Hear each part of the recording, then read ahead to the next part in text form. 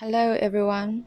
About a month ago, before the end of Australian election, we did a show in a famous Chinese neighborhood in Sydney, Eastwood. This person holding the sport cursing Xi Jinping. It was chaotic there, and there is this guy behind me on the background. You can see that this is a Chinese guy. He went physical. There was a photographer there. He did it to stop the camera. So I'm not going to show you these video clips, but you can go back to our previous shows. Yesterday, this case was opened in Hornsby, north of Sydney. Before I get to that, I would love to thank a friend, an old gentleman living in Sydney.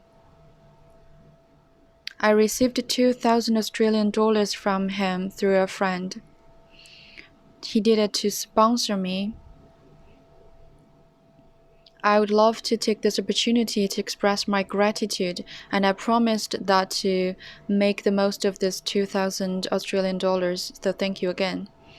The result of yesterday's case, you can see that on my left hand.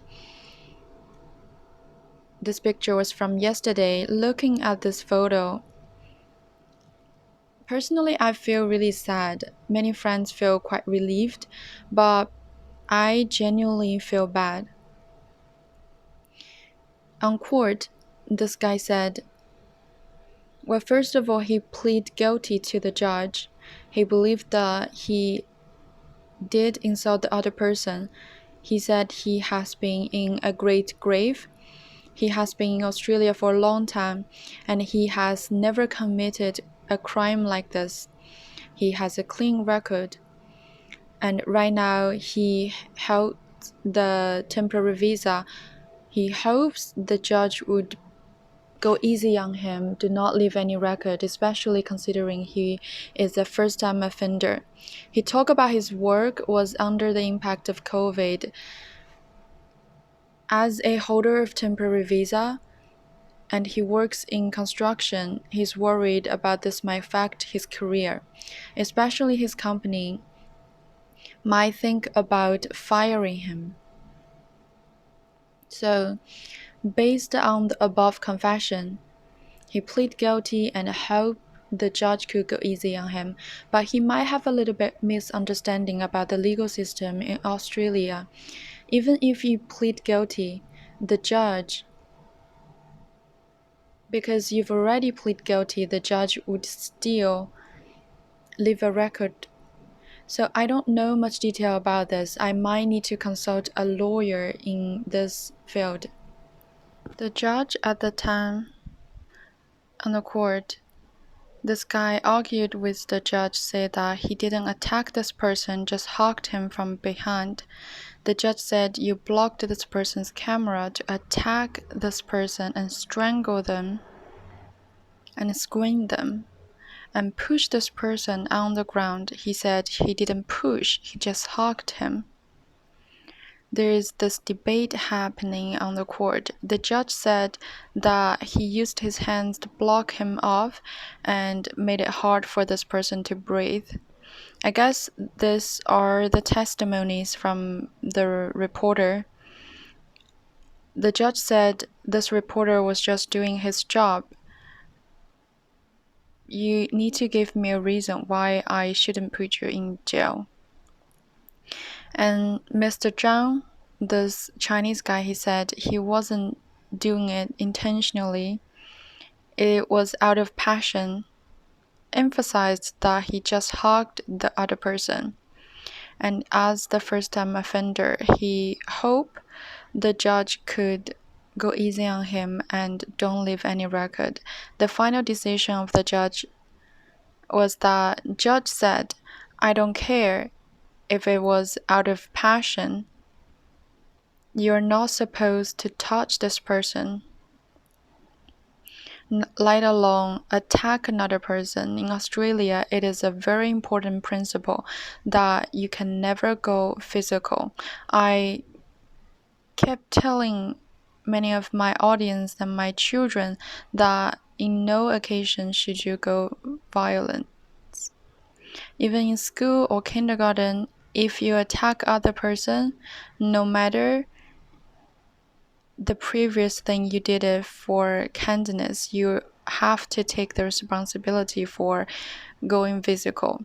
At the end, the judge gave him 18 months of community correction, which means that it was supposed to be in jail for 18 months, but now you can work normally. However, if you have other crimes happen during this time, you are going to jail and you need to report regularly, meet some conditions, and there are 1,500 Australian dollars fine.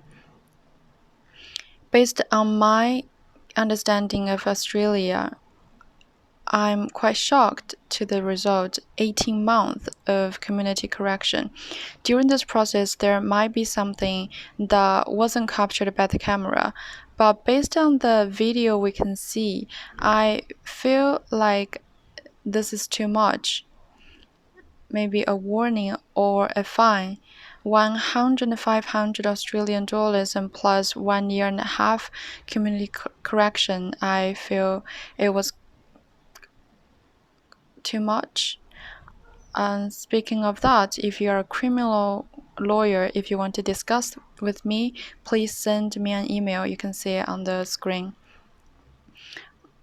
We can go through all the details and let everyone know what level of physical contact can be considered as assault. What level of assault is enough to construct crime.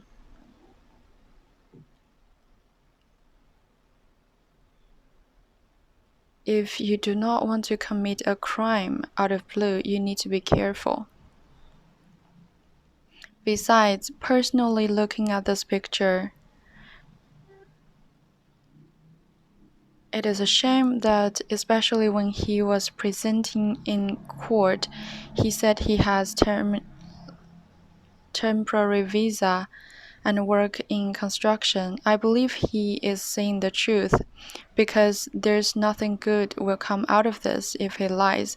I believe he was under pressure. I believe this picture was out of the court. This facial expression cannot be faked. I feel sorry for Mr. Zhang because even I didn't expect for such a severe sentence. I'm sure he didn't see that coming too. I think that someone holding the board cursing Xi Jinping, I wouldn't do it, you know that. But in Australia,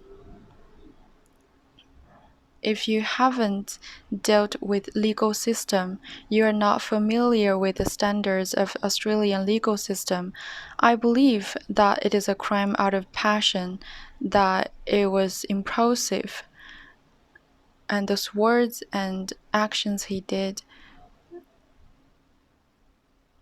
So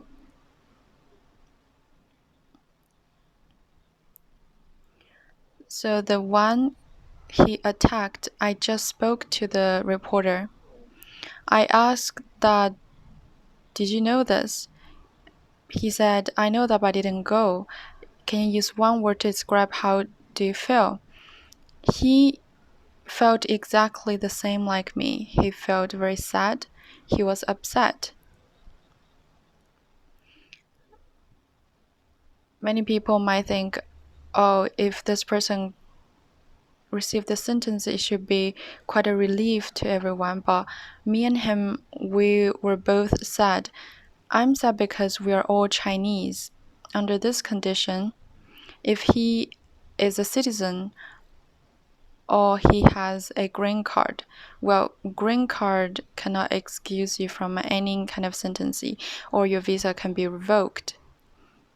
I mean, if he's in a better condition, I might not be as sad as this, but knowing his situation, I am very upset.